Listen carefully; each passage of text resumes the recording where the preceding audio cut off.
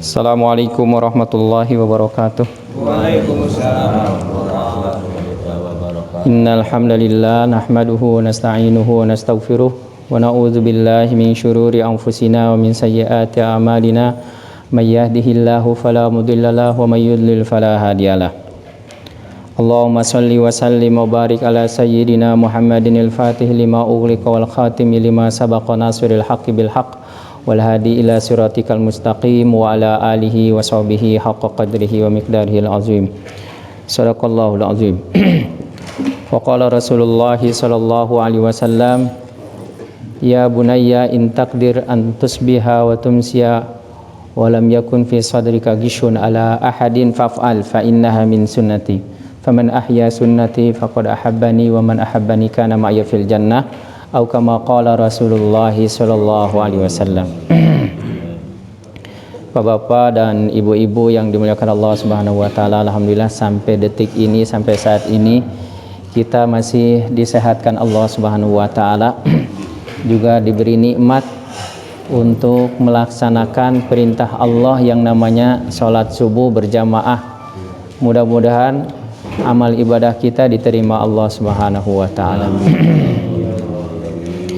Hadirin yang dimuliakan Allah Subhanahu wa taala, salah satu perintah Allah yang harus sering kita bicarakan adalah membicarakan nikmat Allah Subhanahu wa taala. Jadi perintah bicara itu ada, tapi membicarakan tentang apa juga ada. Wa amma bi ni'mati rabbika fahaddits. Adapun nikmat Rabbmu maka bicarakanlah. Jadi salah satu wujud syukur kita kepada Allah adalah membicarakan nikmat Allah. Hati-hati kalau kita sudah malas bicara nikmat Allah, lama-lama nanti nikmat Allah itu dicabut sama Allah. Karena kita sudah tidak sadar bahwa itu adalah nikmat Allah, tapi kita nyangka itu nikmat dari siapa, padahal nggak ada satu makhluk Allah pun yang bisa menciptakan nikmat. Sesuatu itu jadi nikmat dan tidak jadi nikmat itu sekehendak Allah saja. Makanya pada hakikatnya nggak ada nikmat Allah yang kecil, nggak ada nikmat Allah yang besar, karena yang bisa menciptakan nikmat hanyalah Allah yang maha besar. Sebesar mana kita menghargai satu nikmat Allah, sebesar itu pula Allah akan memberikan manfaat nikmat itu pada kita semua. Ni'matani maghbunun fihima katsirun minan nas, kita as-sihhatu wal faragh. Dua nikmat yang dengan dua nikmat itu banyak orang tertipu. Apa saja nikmatnya? As-sihhah. Yang pertama apa? Sehat. Yang kedua al-faragh, kesempatan. Ini kesehatan dan kesempatan, dua nikmat yang terlupakan atau banyak dilupakan orang. Kok kenapa bisa sampai lupa? Karena orang sibuk mencari kenikmatan lain. Hayalan dan pikirnya sibuk, sedang saya nanti punya ini, saya nanti punya itu, terus saja nikmat yang ada enggak disyukuri, bahkan lebih lucu lagi enggak dinikmati. Nah, itu nauzubillah min dzalik. Mungkin bapak-bapak pernah baca atau dengar di suatu sekolah seorang guru nanya kepada murid-muridnya, sebutkan 7 keajaiban dunia. 7 keajaiban dunia. Maka anak-anak itu banyak menjawab. Ada yang menjawab Borobudur, ada yang menjawab Ka'bah, ada yang menjawab benteng Panama yang di Cina itu. Ada yang menjawab apa lagi? Menara Pisa. Ada yang menjawab Menara Eiffel. Ada apa? Tapi ada satu anak yang menjawab mata bisa mendengar, bisa melihat, telinga bisa mendengar, perasaan. Inilah keajaiban dunia. Wah, kaget guru. Coba, masya Allah. Kalau nikmat-nikmat ini dicabut sama Allah, apa jadinya kita, Pak? Allahu Akbar. Ini saya kalau ceramah gini suka mengingatkan diri sendiri gitu. Kok kita sibuk nyari kenikmatan materi, mohon maaf, materi, pangkat, jabatan, uang gitu ya. Terus nikmat ini kita nggak syukuri. Bahkan ada yang lucu nggak lucu gitu. Ketika seseorang mengangkat tangannya minta kepada Allah, minta itu sampai nangis saking sedihnya, kecewa. Sebenarnya dia sedang diberi sedang diberi apa yang diinginkan. Dia bisa ngangkat tangannya, kemudian bisa bicara gitu ya. Betapa banyak orang nggak bisa bicara, gitu. Betapa banyak orang tangannya lumpuh gitu. Allah. Kenapa hatinya sampai kecewa seperti itu? Gitu. Wa kanal insanu ajula idza masahu syarru jazua. Diberi kasusah we saeutik. Maka orang Sunda itu rasubaha cenah gitunya, mudah mengeluh gitu. Nah, yang Allah cintai itu adalah orang-orang yang senantiasa bersyukur. Bahkan ada hadis Nabi sallallahu alaihi wasallam, aksaru ahlil jannati alhammadun alladzina yahmadunallaha fis sarra'i wad dharra. Kebanyakan ahli surga itu adalah hammadun. Orang yang banyak memuji Allah gitu. Jadi ada hamid, ada hammad gitu. Jamanya hammadun. Saking banyak dan seringnya maka dalam ilmu sorof itu ada mubalaghah gitu, hammad ada yang syakur, ada yang jalad, ada yang jabbar, ada seperti itu. Tapi kalau orang sangat banyak bersyukur, alhamdulillah deh, alhamdulillah. Nah, itu orang-orang yang hatinya bersih, susah melupakan nikmat Allah, walaupun ayah susah, sedih, tapi dia ingat ada nikmat Allah ini yang nggak bisa dilupakan juga. Salah satunya juga adalah nikmatul hayat. Nikmat apa? Hidup. Kita ini dihidupkan Allah, Pak, bukan hidup sendiri. Kita dihidupkan Allah. Makanya ada istilah kalimah-kalimah tauhid yang nggak boleh kalau kita bicara ceplas-ceplos bisa membawa kepada kekufuran gitu. Kalau kita ceplas-ceplos katanya. Kan ada hadis asbaha minna katanya, sebagian kita berpagi hari dalam keadaan mukmin, dalam keadaan kafir katanya. Adapun orang kafir, orang yang mengatakan kita hujan karena ada bintang ini, karena bintang itu. Mun aya nama meureun kalau dikiaskan ada sionya. Nah, lamun lahirna tanggal sekian tersenggilan, ieu Sagittarius, kalakuan bakal kieu, jodohna bakal kieu, kemudian keberuntungan dan orang mah enggak boleh percaya sama gitu-gituan. Walaupun mungkin tidak sampai kufur i'tiqadi. Jadi dalam hal-hal tertentu kita nggak boleh sembarangan meyakini sesuatu yang Nabi sendiri udah terang-terangan, nggak boleh kita menisbahkan segala sesuatu kepada selain Allah Subhanahu wa taala. Bahkan ada ulama mengatakan orang yang suka berkata kaleresan. Kaleresan kebetulan, nah itu bahasa-bahasa orang yang apa namanya? Dehri katanya. Dehri itu orang-orang ateis yang tidak mengenal Allah Subhanahu wa taala. Dan jelas ayatnya di Quran, wa kana amrullahi qadaram maqdura. Adalah urusan Allah ini, perintah Allah ini, ketetapan Allah sudah ditetapkan. Jadi ada yang belum terjadi tapi sudah ditetapkan. Makanya disebut qadaron maqdura. Ada qada wan qada, qada wan qada. Qada setelah ditetapkan, terjadinya in qada, itu namanya. Jadi dalam hadis bahkan disebutkan kataballahu maqadiral khalaiqi qabla an yakhluqas samawati wal ard bi 50 alfasana. Allah telah menetapkan takdir seluruh makhluk-makhluk. Al khalaiq itu jamak, segala sesuatu selain Allah disebutnya makhluk. Nah, ketentuan makhluk itu lahirnya, umurnya berapa, jumlah anak cucunya berapa, kemudian berapa kali pakai baju warna ini, semua makannya berapa, itu semua sudah ditentukan Allah Subhanahu wa taala. Ya, termasuk pandemi ini. Mau itu asli, mau itu rekayasa, mau itu semuanya sudah dalam ketentuan, lalu sudah terjadi ya. 50.000 tahun sebelum penciptaan langit dan bumi. Bahkan urusan pernikahan ya. Di hadis tentang ketentuan di perut ibu itu kan 4. Memang nggak disebut jodoh itu nggak. Itu jodoh itu bagian daripada rizkinya, kemudian syaqiyun au sa'idun ajalnya. Nah jodoh juga begitu.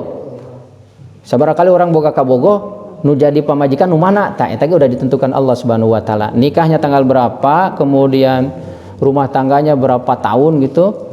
Ada yang sebulan, ada yang 3 bulan, ada yang 10 tahun, ada yang pernikahan emas katanya sampai 25 tahun lebih. Mudah-mudahan Bapak istiqomah terus ya, rumah tangga sakinah sampai ke surga. Dan alhamdulillah Banyak takdir atau yang akan terjadi itu disembunyikan Allah. Coba kalau dikasih tahu Kumara sana Pak, orang tanggal sabar semua dengan hikmahnya yang sempurna gitu. Maka orang yang diberi hikmah itu diberi kebaikan yang banyak. Wa may yu'tal hikmata faqad utiya khairan katsira. Siapa yang diberi hikmah, maka Allah akan berikan. Nanti dalam mengarungi takdir-takdir Allah ini, kita kan hidup di ranah syariah. Kita ini dunia darul asbab. Kita berjuang keras bagaimana caranya kita mendapatkan kebahagiaan hakiki dunia dan akhirat. Ya caranya apa? Ini ranahnya ranah syariah ya. Ikuti summa ja'alnaka ala syari'atin minal Maka sibukkan diri kita menunaikan melaksanakan perintah-perintah Allah Subhanahu wa taala dan juga menghidupkan sunnah baginda Rasulullah sallallahu alaihi wasallam. Biar kita bahagia dunia dan akhirat. Oh, gimana caranya biar kita bahagia? Maka Allah mengutus para nabi alaihissalam. Dan Nabi sallallahu alaihi wasallam mengutus untuk umat akhir zaman ini umat Nabi Muhammad sallallahu alaihi wasallam. Kalau orang diberi anak atau diberi cucu, bisa syukuran leres tak? Syukuran. Ini saya akan membahas sedikit tentang kenapa kita harus ada mulut Nabi. Karena itu kita aja kalau punya anak kita syukuran. Biasanya momennya pakai akikah. Sebenarnya nggak ada batasan lah hari ke-7, cuman afdolnya hari ke-7 potong kambing, akikah ya. Akikah kambing. Kalau laki-laki 2, kalau perempuan 1. Ini kita aja manusia biasa bersyukur ini lahirnya Nabi Muhammad sallallahu alaihi wasallam. Maka bagus diadakan apa? Maulud. Mau baca kisah hidupnya, mau baca apanya atau diceramahkan dan sebagainya. Yang penting kita ingat, oh ada nikmat Allah yang sangat besar, yaitu diutusnya Nabi besar Muhammad sallallahu alaihi wasallam.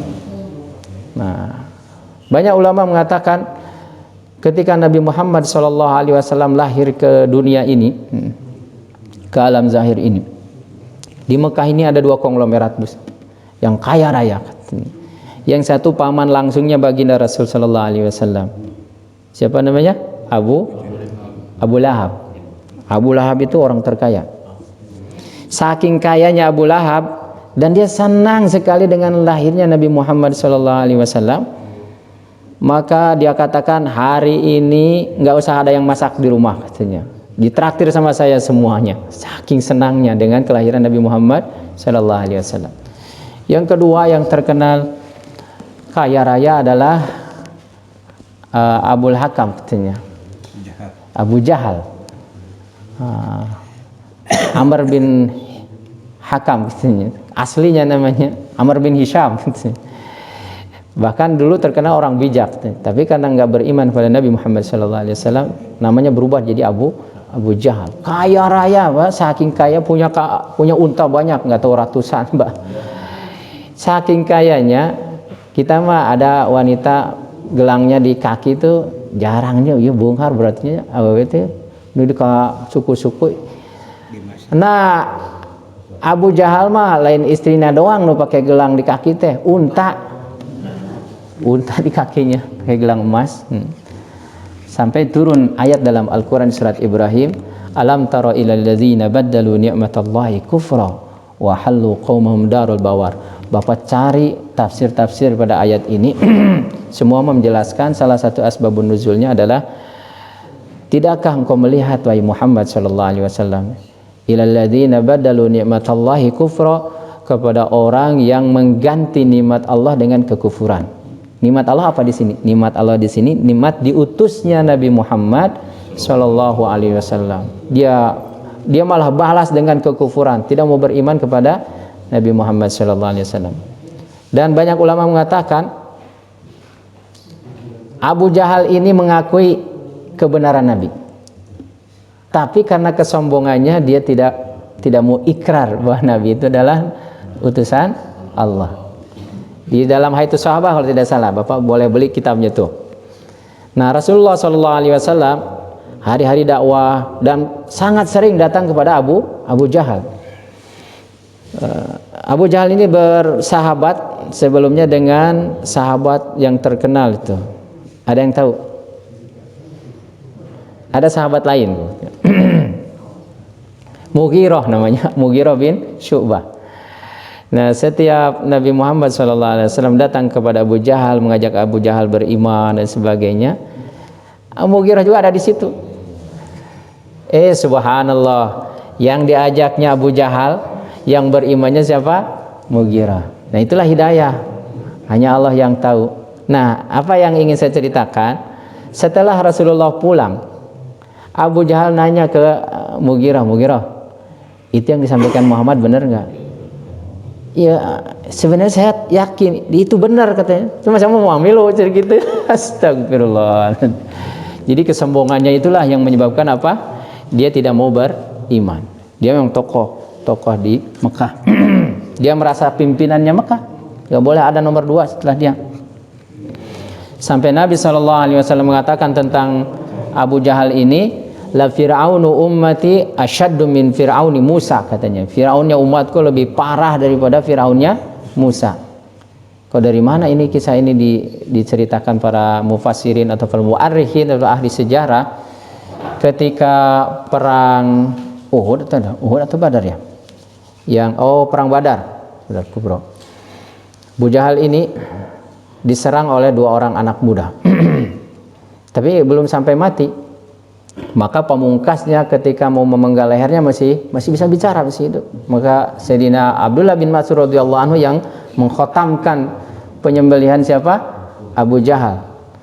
Nah, sebelum mati katanya, tolong motongnya jangan ke atas, agak di bawah ini biar orang tahu saya ini siapa? Tokohnya Mekah. Itu dibawa kepalanya kepada Rasulullah sallallahu alaihi wasallam. Itu singkat cerita tentang orang-orang yang menentang Nabi Shallallahu Alaihi Wasallam. Bahkan para ulama menerangkan bahwa orang yang tadinya kaya raya seperti Abu Jahal, juga Abu Lahab, semenjak mereka tidak mau beriman kepada Rasulullah Shallallahu Alaihi Wasallam, kalau Abu Lahab kepada keponakannya, dan Abu Lahab ini kalau Nabi jauhlah keliling, di belakang teriak, tong percaya, jangan percaya pendusta, katanya. Tukang sihir, tukang penipu, terus gitu, tukang ngolok-ngolok di belakangnya, masya Allah. Dan dia kolaborasi itu, joinan sama istrinya juga Ummu Jamil ini. Abu Lahab terkenal gantengnya, Lahab mentap-mentap, katanya wajahnya agak-agak bercahaya gitu. Ummu Jamil dia ibu cantik juga, tapi hatinya sejelek itu, bencinya sama Rasulullah setengah mati. Yang tadinya mereka kaya raya tambah miskin, hancur-hancuran hidupnya. Tapi Nabi sedemikian sabarnya menghadapi paman dan bibinya ini. Nabi itu ingin agar mereka dapatkan hidayah, sampai Nabi mengorbankan 2 putrinya dinikahi oleh putra siapa? Abu Lahab, Utbah dan Utaibah ini. Tapi dua-duanya dicerai. Ketika turun ayat Tabbat yada Abi Lahabi wa tabba, Nabi naik ke Bukit Sofa, manggil semua penduduk Mekah, hai Bani Abdul Muttalib, Bani Hashim, Bani semua pada datang, ngumpul semuanya, katanya. Nabi katakan, seandainya aku katakan ada sepasukan berkuda tiba-tiba menyerang kalian, apakah kalian percaya? Katanya. Maka majulah ke depan siapa? Abu Lahab dengan mengangkat kedua tangan. Ali hadza jama'tana, kata, tabban laka sa'iral yaum, kata. Kamu cuma ngumpulin buat begini-beginian, katanya. Dengan kedua tangannya, celaka engkau sepanjang hari, gitu. Berani bilang gitu kepada Rasulullah sallallahu alaihi wasallam. Tapi Rasul diam. Yang jawab siapa? Allah Subhanahu wa taala. Tabbat yada, celaka kedua tangan Abu Lahab. Auzubillahi min dzalik. Dan anaknya mencerai 2 putri baginda Rasul sallallahu alaihi wasallam. Ada satu riwayat mengatakan bukan hanya mencerai. Yang satunya itu kalau tidak salah Utbah atau Utaibah, kakak atau adiknya itu meludahi wajah Nabi sallallahu alaihi wasallam. Nabi jarang-jarang doa buruk. Waktu itu Nabi doa buruk kepada siapa? Kepada yang berani meludahi wajah Nabi sallallahu alaihi wasallam. Kata Nabi sallallahu alaihi wasallam, Allahumma sallit alaihi kalbun min kilabika. Ya Allah, katanya, kirimlah buat orang ini salah satu pada anjing daripada anjing-anjingmu. Para ulama katakan anjing dalam bahasa Arab, kalbun dalam bahasa Arab itu kadang-kadang sebutan untuk harimau, katanya. Maka bapaknya Yakin ini bakal terjadi, ini doa Nabi. Kamu jangan sembarangan berani-berani gitu sama Muhammad gitu, maksudnya meludahi wajah. Sampai Nabi doa seperti itu. Maka anaknya pun sebenarnya agak ketakutan, dia pergi jauh sampai ke mana merantau gitu, bawa bodyguard gitu, jaga gitu, jangan sampai ini harimau yang didoakan Nabi itu datang. Itu Masya Allah di malam hari katanya ada penjaga pada ada dan sebagainya. Maka datanglah harimau itu menerkam siapa? Anaknya Abu Lahab. Adapun ibunya yang menentang Nabi Sallallahu Alaihi Wasallam, Ummu Jamil, ibu cantik ini, hari-hari nguriling. Kalau di kampung mah dulu sebelum ada gas nyari apa? Kayu bakar. Kalau dia hari-hari bukan nyari kayu bakar biasa, kayu yang ada durinya. Kayu yang ada durinya. Kurulingan tiap hari. Dan ditebarkan di jalan-jalan yang biasa dilewati oleh Nabi Muhammad sallallahu alaihi wasallam. Enggak tahu berapa tahun, kerjanya gitu aja. Jadi bapaknya tukang nguriling, pamajikannya tukang nguriling.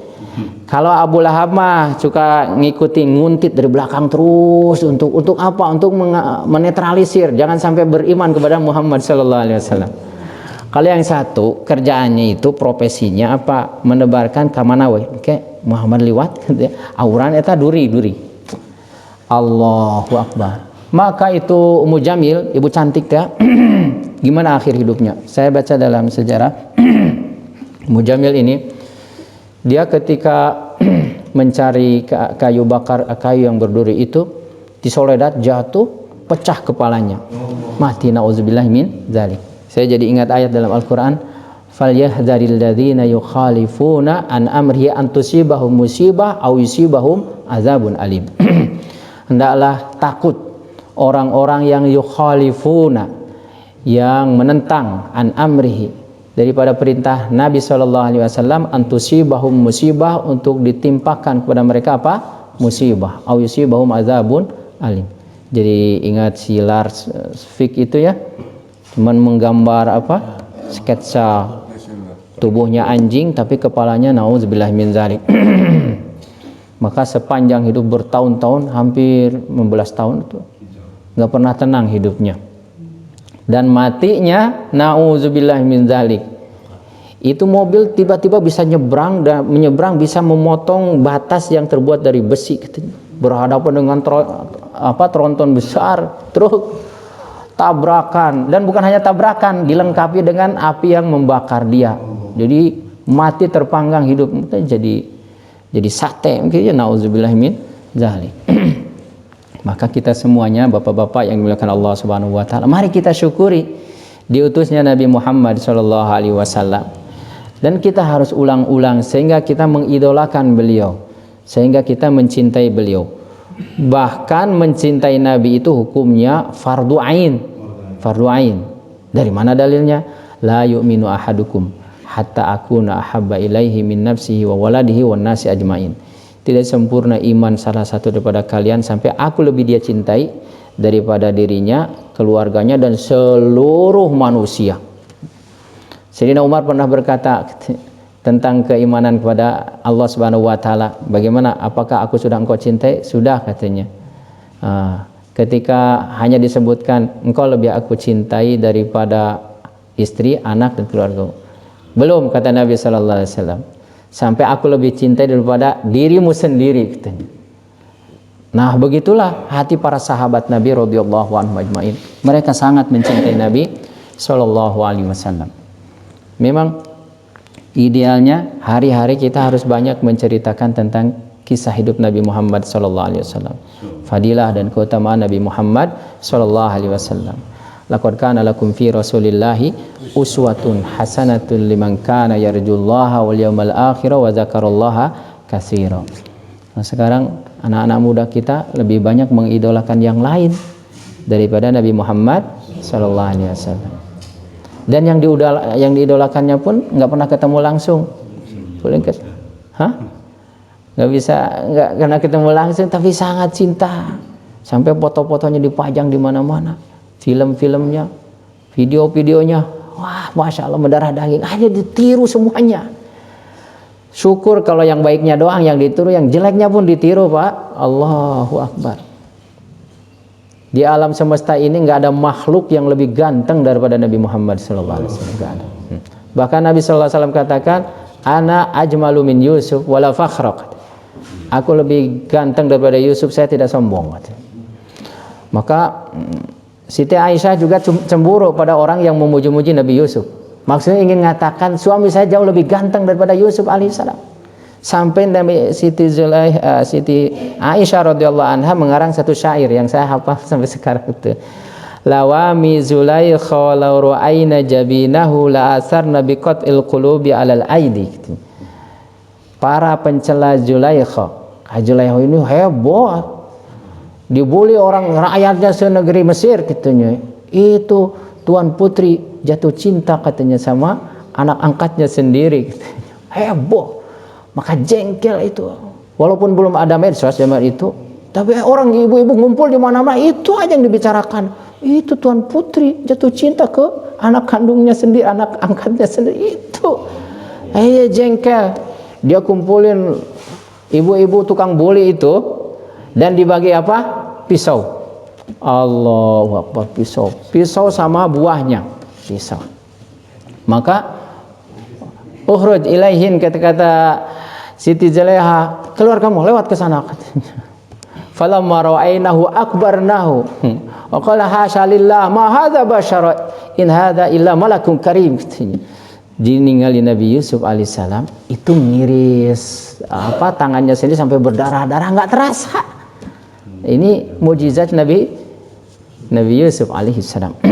Nah, kata Siti Aisyah radhiyallahu anha, dulu seandainya dulu wanita yang melihat Nabi Yusuf, kemudian ketika Nabi Yusuf lewat dan mereka mengiris jari tangan mereka sendiri tidak terasa, mereka bukan melihat Yusuf tapi melihat Nabi Muhammad SAW.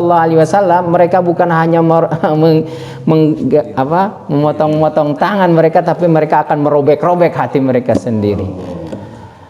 Pernah suatu saat Siti Aisyah radhiyallahu anha mencari jarum yang jatuh hilang, gelap. Dulu kan di rumah belum ada lampu, belum ada listrik dan sebagainya. Maka Masya Allah, Rasulullah datang, yang tadinya susah dicari itu jarum, langsung ketemu. Dari cahayanya baginda Rasul Sallallahu Alaihi Wasallam. Maka Rasul Sallallahu Alaihi Wasallam melihat kagetnya Siti Aisyah radhiyallahu anha dengan nur yang ada pada diri Nabi Sallallahu Alaihi Wasallam. Maka banyak riwayat Nabi itu kalau jalan di atas itu kalah, nggak ada kalangkang, bayangan nggak ada, nurnya sedemikian kuat. Maka wahai Aisyah katanya, la yarobi mu'minun wala kafir, tidak melihat aku apakah dia mukmin apa dia orang kafir, kecuali dia akan senang, akan bahagia ketika melihat aku. Tapi celaka, banyak orang yang walaupun melihat aku tidak mau beriman kepada fi ma'nal hadis begitu. Marra'aka wajhaka yas'ad, makanya ada dalam syair itu, di berjanji itu, siapa yang melihat wajahmu pasti dia akan bahagia. Allahu Akbar. Maka Allah Subhanahu wa taala banyak cerita bagaimana kecintaan para sahabat Nabi kepada baginda Rasul sallallahu alaihi wasallam. Ada guru kami di Pakistan. Orang yang paling benar cintanya kepada Nabi adalah seorang wanita yang dulu ketika Nabi masih hidup, beliau sering melihat wajah Nabi sallallahu alaihi wasallam. Maka ketika mendengar kematian baginda Rasulullah SAW, wafatnya baginda Rasulullah sallallahu alaihi wasallam, maka wanita itu datang ke kuburan Nabi, jatuh di pelukan kuburan Nabi dan meninggal di situ. Allahu Akbar. Nah, mudah-mudahan kita digolongkan menjadi orang-orang yang mencintai beliau. Walaupun dosa kita banyaknya tidak terhingga, maka salah satu solusinya perbanyak sholawat kepada Nabi Muhammad sallallahu alaihi wasallam. Kenapa sholawat ini kita harus banyak-banyak kita lakukan? Karena ada perintah langsung. Innallaha wa malaikatahu yusholluna 'alan nabi. Ayat-ayat yang lain enggak disebutkan seperti itu dulu. Enggak, sesungguhnya Allah dan malaikatnya sholat, sesungguhnya Allah dan malaikatnya puasa, enggak. Tapi untuk bab sholawat ini Allah menyebutkan dirinya sendiri, innallaha wa malaikatahu yusalluna 'alan nabi. Sesungguhnya Allah dan malaikatnya bersolawat kepada Nabi. Solawat kepada Nabi itu kata para ulama artinya merahmati dan mengampuni. Nah, kalau kita untuk Nabi apa? Minta agar Allah merahmati kita, mengampuni dosa kita.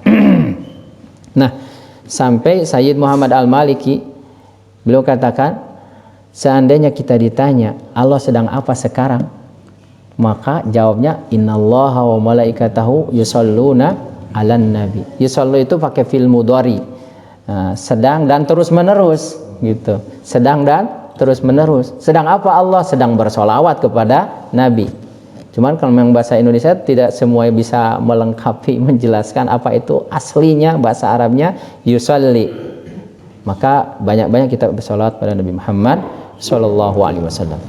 Kemudian hadirin makan Allah Subhanahu wa taala, tadi tumbuhkan kecintaan pada Nabi Muhammad sallallahu alaihi wasallam. Perbanyak baca salawat pada Nabi Muhammad sallallahu alaihi wasallam. Bagus sampai mimpi berjumpa Nabi Muhammad sallallahu alaihi wasallam.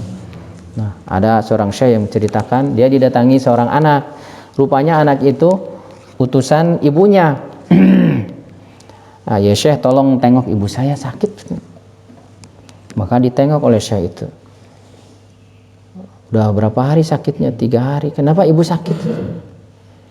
Ibu ini tiap malam mimpi ketemu Nabi SAW, tapi 3 hari ini tidak mimpi ketemu Nabi SAW. Rupanya ibu itu penggemar sholawat.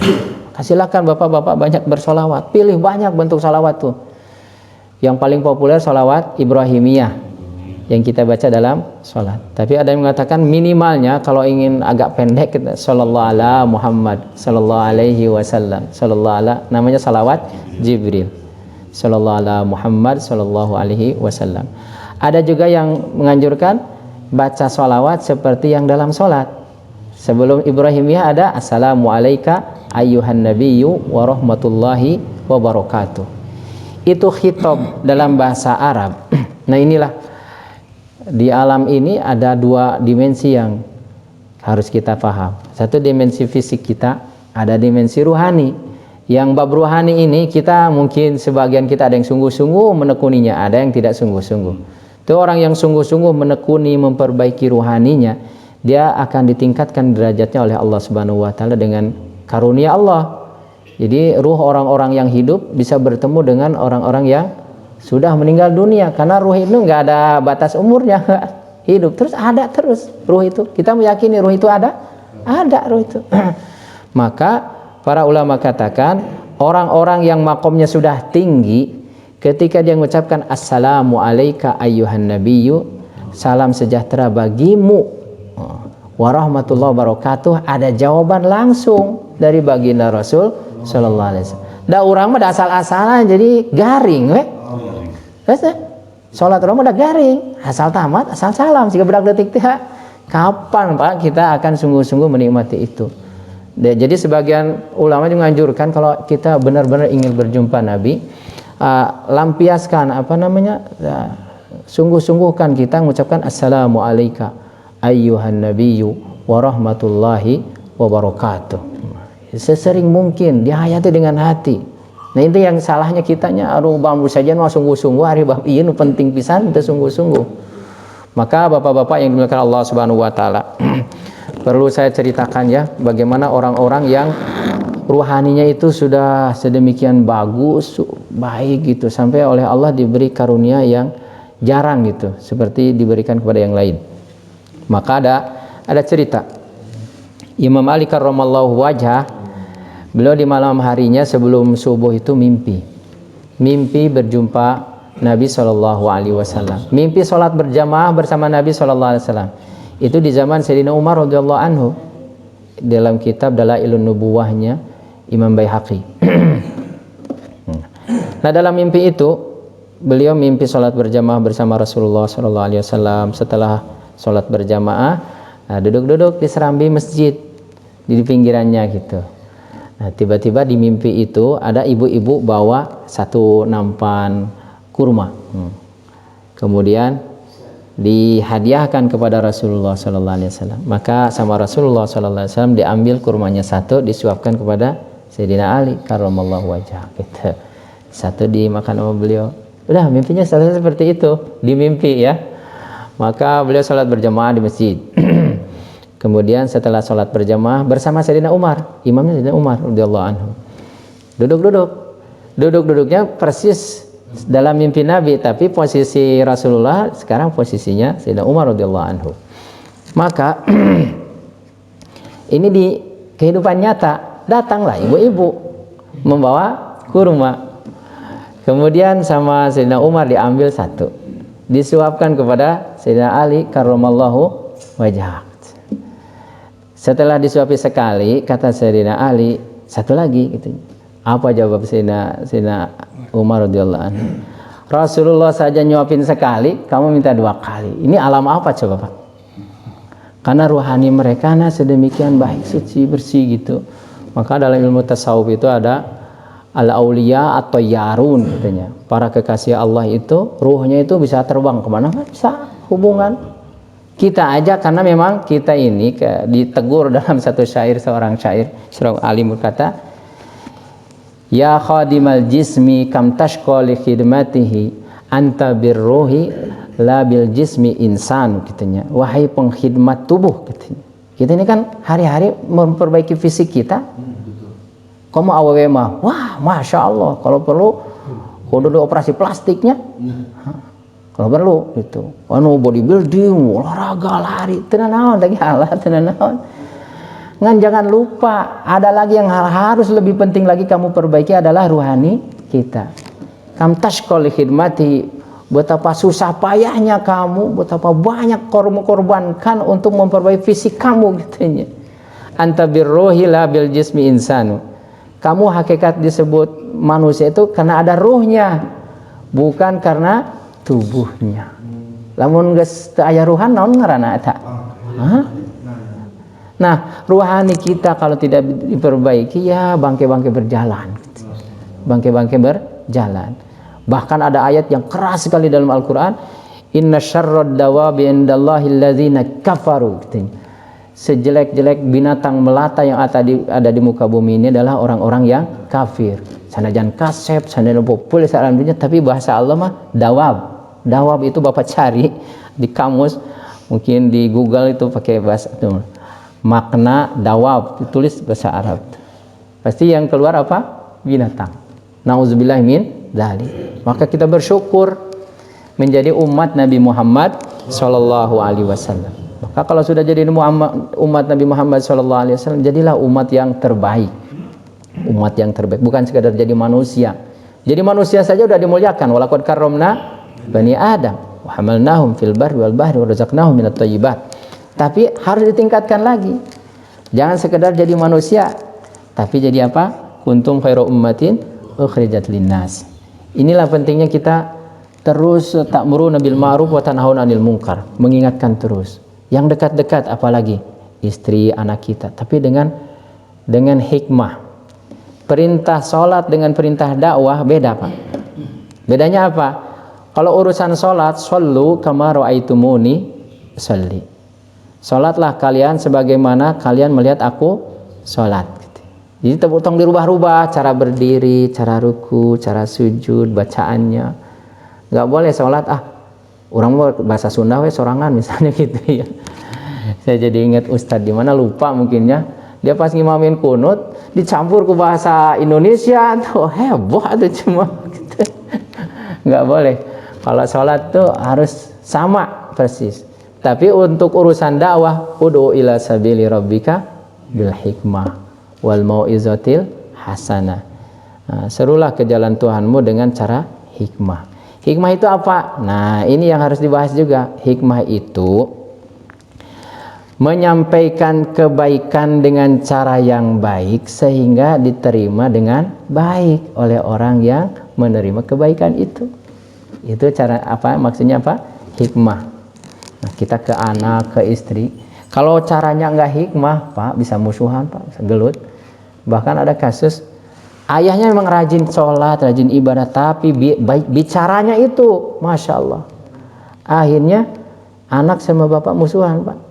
Si anak jadi broken home, nggak mau tinggal di rumah karena setiap anak ketemu Mana rek jadi ahli neraka, rek terus gitu. Masya Allah. Nggak kasih sayang gitu. Kita juga kalau negur istri dengan cara yang salah bisa pecah, Pak, bisa pecah.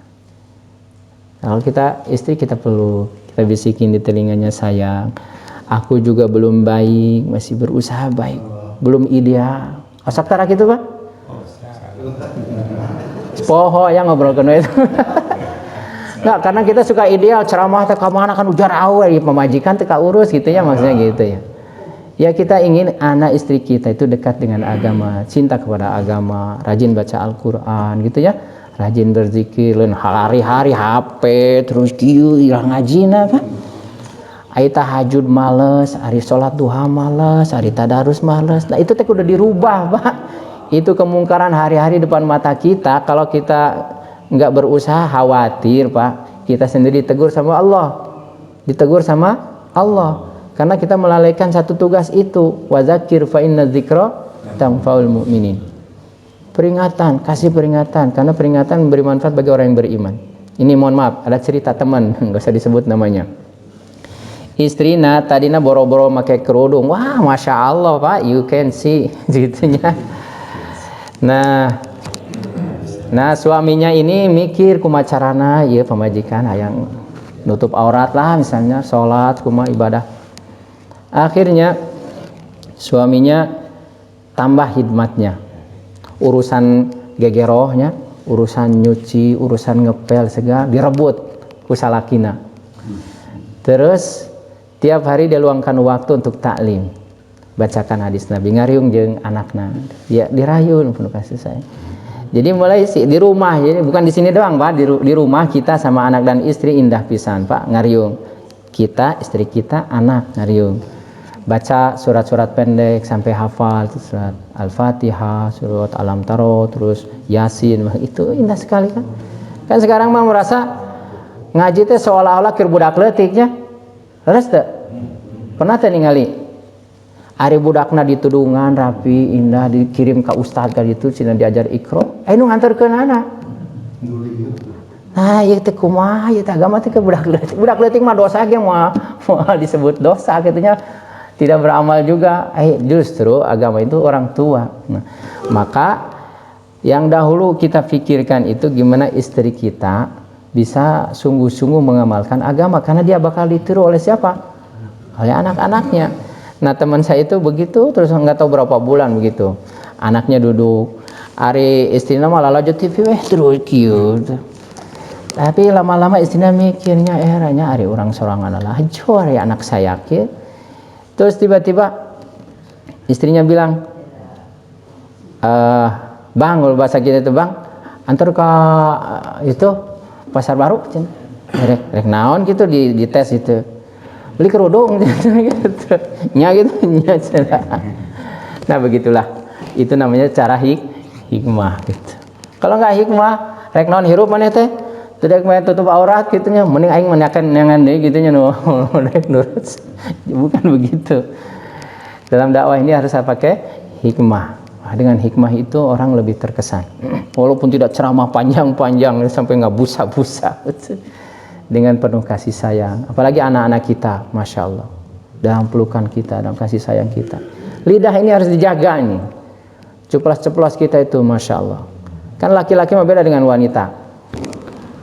Sekali dinyeri teh ucapan kita, terus we diingat-ingat. Kalau perlu kemudian direkam kemana tuh dibuang-buang kayak guys rada pasiade tuh bahwa lagi bapak mah cute tah gitu. Gitu. Jadi artinya belikan gitunya. Mula laki belikan bahaya, itu berarti mirip dengan wanita, nauzubillah min dzalik. Maka latih kita dengan penuh kasih sayang, kita ajak. Yang belum sholat ajak kita sholat. Bahkan di rumah kita ajarkan ke anak istri kita cara-cara sholat. Cara berdiri, ruku, sujud. Saya khawatir Bapak belum pernah kayak gitu di rumah. Hati-hati itu kewajiban kita, bukan hanya ngasih makan, minum, tidur, bukan. Ada yang lebih penting lagi, karena nanti setelah mati yang pertama kali ditanyakan sama Allah bab sholat. Kalau sholatnya baik, yang lain dianggap baik. Kalau sholatnya buruk, yang lain dianggap buruk. Dan ini pesan Nabi Shallallahu Alaihi Wasallam sebelum meninggal. Apa? Ummati as-sholah, as-sholah, as-sholah. wa ma malakat aimanukum. 3 perkara. Ini yang disebutkan menjelang meninggal itu menandakan perkara itu perkara yang sangat penting. Yang pertama umat. Jadi kita tong mikirkan sorangan wungkul umat, pikirkan supaya selamat dunia sareng akhirat. Yang kedua bab salatnya. Nah, diri kita jaga salat 5 waktu di mana azan dikumandangkan. Dan itu sunnah Nabi Muhammad SAW. Dan Abdullah bin Mas'ud katakan, man sarra ayyalqallahu gadan musliman falyuhafid ala haulai salawatil khamsi. Siapa yang bercita-cita ingin mati dalam keadaan Islam, jaga salat 5 waktu. Haitsu yunada bihinna, di mana azan dikumandangkan. Fa innallaha syara'a li nabiyyikum sunanal huda, karena Allah mensyariatkan bagi nabi kalian sunnah hidayah. Alhamdulillah sekarang pandemi mudah-mudahan benar-benar berhenti ya. Enggak ada kasus kedua, ketiga, keempat, enggak ada lah itu. Insyaallah itu hoax itu. Sekarang udah landai-landai, bahkan MUI sudah mengumumkan silakan masjid-masjid merapatkan safnya, bahkan di Mekah sudah ada videonya, udah itu sudah dicabutin semua. Mudah-mudahan terus begini ya.